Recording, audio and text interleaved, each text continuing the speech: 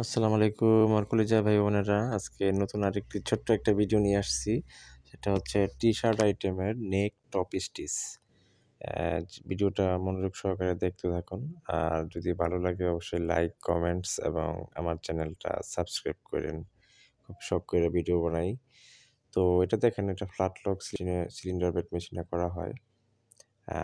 এটা খুবই সহজ একটা প্রসেস। এটা কিছু আ সিস্টেম আছে।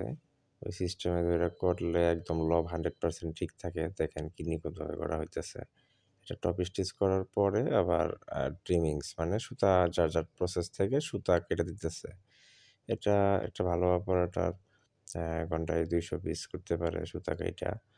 ২০০-২২০ পিস পর্যন্ত করতে পারে একটা ভালো অপারেটর। তো দেখেন কিভাবে করা হইতেছে।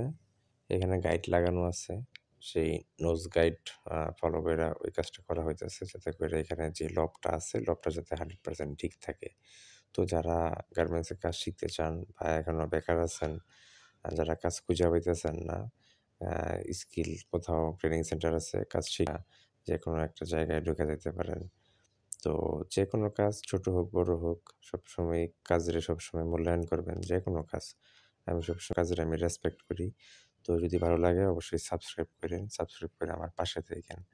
আর অবশ্যই চ্যানেলটা সাবস্ক্রাইব করেন। অসংখ্য ধন্যবাদ।